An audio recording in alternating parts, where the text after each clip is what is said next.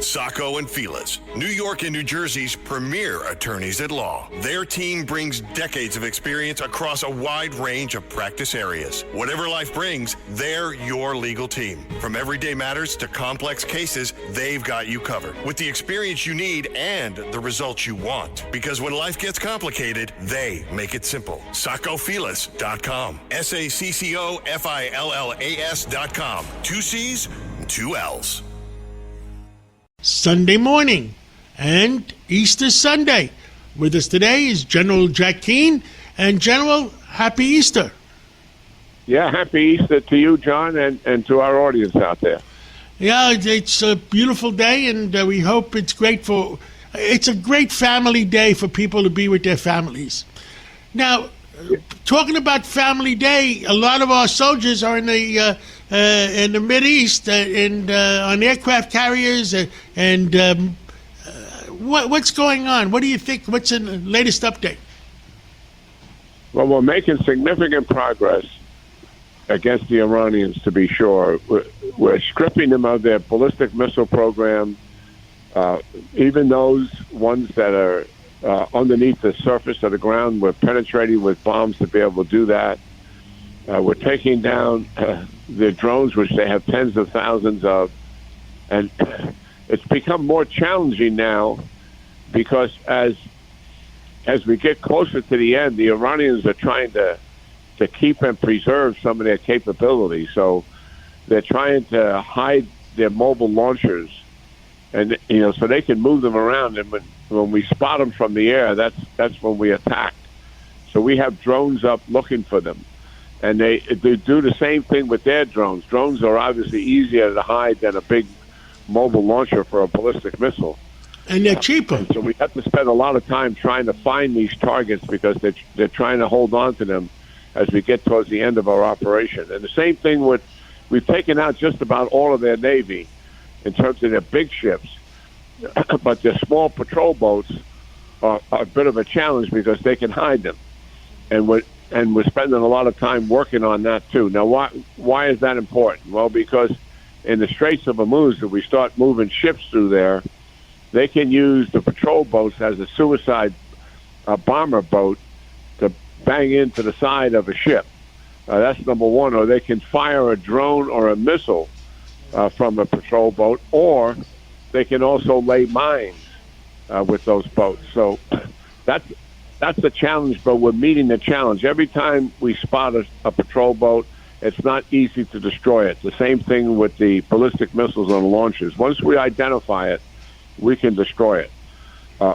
So that's all taking place, and we knew this would happen, that we'd be a little bit more challenged towards the end of the operation as the Iranians try to save some of their equipment from destruction.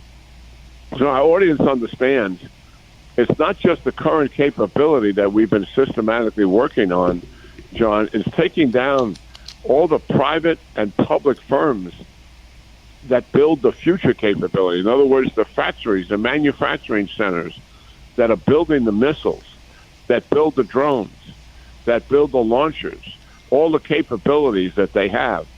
In addition to that, we've been going into the civilian industrial base because we want to have an impact on Iran, even maintaining strong economic viability, which they obviously have some challenges from the beginning. But what am I talking about? We've been taking down their steel mills and other manufacturing capability that may not relate directly to defense, but nonetheless it weakens Iran as a nation. So this has been systematic, deliberate work. And think of this, we've just been a little over 30 days at this operation because the war is 24/7, and we measure it by the minute, by the hour, by the day, and it appears to be much longer than it is. I think we're going to wrap this operation up if we stay able to continue to execute at the speed we're executing in likely less than 60 days. And that is really quite a remarkable accomplishment, General, to do this much. And do it in less than 60 days, John. It's quite extraordinary. No, I know that. That's unbelievable. What is the status of the Houthis the Hezbollah and the Hamas? Are they, when Iran is down, are they reasonably gone, or what do you think? Hamas has been decimated, but they still have a few thousand fighters that are in Gaza City. In the rest of the Gaza Strip, not so much. And likely, I don't believe they'll voluntarily disarm. At some point, the Israelis will have to go in there and clean them up and finish it.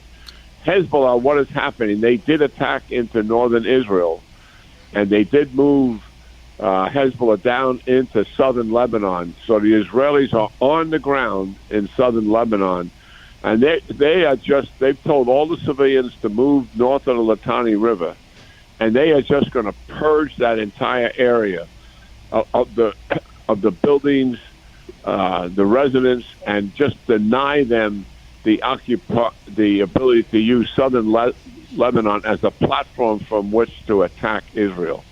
So there's ground forces there in southern Lebanon accomplishing that, as well as air power. And then when it comes to the Houthis, they have fired some missiles into Israel, but they have not disrupted the shipping near the Suez Canal, something we've had some concern about. So they are doing Iran's bidding, but they're doing the minimum amount that they can do. And I think one of the reasons for that thinking is they're not sure Iran's going to survive this. Yeah. And why should they risk everything that they have if Iran's not going to be able to continue to support them in the future, because the regime may indeed collapse. So that's why they haven't done as much as people thought they would do. Well, thank you, General Keane, and let's have a happy Easter, and let's hope that the world is a better world to live in next year when we interview each other. Yeah, look forward to it, John. It's always great talking to you and your audience. Again, happy Easter. Happy Easter. This is Greg Kelly. Donate now to Toys for Tots, which works year-round. Go to toysfortots.org. Toys for Tots supports children in need throughout the year with programs like the Toys for Tots Literacy Program. Established in 2008, it has provided over 63 million books to disadvantaged children. The Toys for Tots Literacy Program is committed to providing disadvantaged children with direct access to books and educational resources that enhance their ability to read and communicate effectively. Go to toysfortots.org.